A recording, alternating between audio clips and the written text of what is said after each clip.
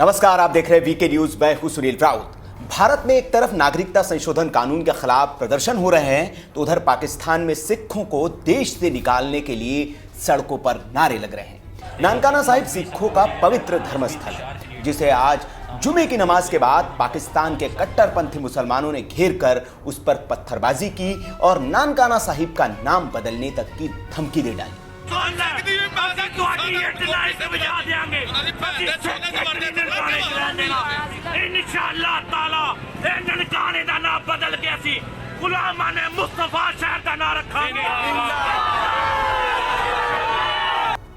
इतनी हिम्मत आती कहां से है कि सीधी एक कौम को आप चुनौती देने लग जाते हैं। धार्मिक नारों को उन्मादी भीड़ जंग से पहले लगने वाले नारों की तरह इस्तेमाल करती है और खुली चुनौती देती है।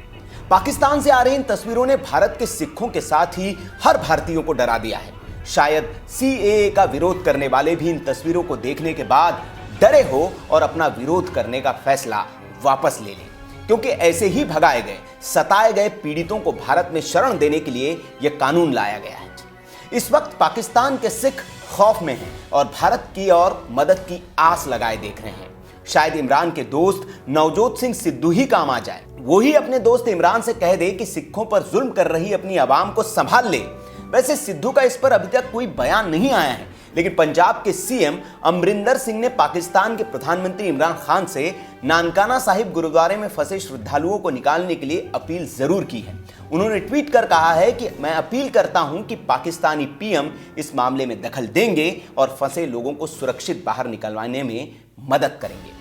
विदेश मंत्रालय ने भी इस मामले में पाकिस्तान सरकार से तत्काल प्रभाव से कदम उठाने की गुजारिश की है।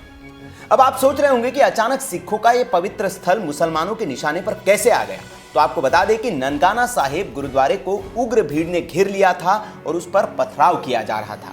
खबरों की माने तो भीड़ का नेतृत्व मोहम्मद हसन के परिवार वाले कर रहे थे। मोहम्मद हसन वही है जिन्होंने हाल ही में सिख महिला जगजीत कौर को अगवा किया था और उसका धर्मांतरण कराया था। जगजीत कौर इसी गुरुद्वारे के पाथी की बेटी है। इस मामले के सुर्खियों में आने के बाद और भारत के दबाव के बाद इमरान सरकार ने इस मामले में दखल दी थी और ये केस अदालत में गया है। उन्होंने पाकिस्तान हाई कमीशन को ये सारी जानकारियां मांगी हैं कि पाकिस्तान के जो ननकाना साहिब के गुरुद्वारे के ऊपर अभी हमला किया गया, ये वो लोग हैं जिन्होंने जगजीत को अगवा किया था इसे 3 महीने पहले। और क्योंकि अब कोर्ट में केस था जगजीत के माँ बाप की तरफ से, इसलिए ये आहत हैं कि हमसे बेटी क्यों वापस मांगी जा रही है।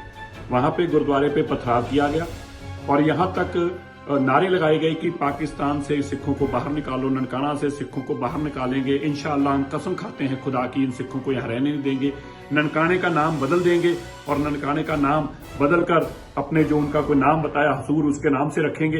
ये जो वहां का घटनाक्रम है ये बहुत ही निंदनीय है। विदेश मंत्रालय ने इसके ऊपर संज्ञान लिया। मैं धन्यवाद करता हूं फॉरेन अफेयर मिनिस्टर जयशंकरन जी का, जिन्होंने इसके ऊपर संज्ञान लिया है। और मैं ये कहना चाहता हूं, ये कभी भी सच्चे मुसलमान नहीं हो सकते, ये औरंगजेब की औलाद है।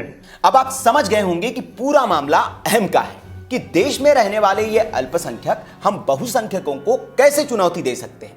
इसलिए ये भीड़ गुरुद्वारे को बर्बाद करने और इसका नाम बदलने तक की धमकी दे रही है। साथ ही साथ ये भी कहा जा रहा है कि यहां कोई सिख नहीं रहेगा।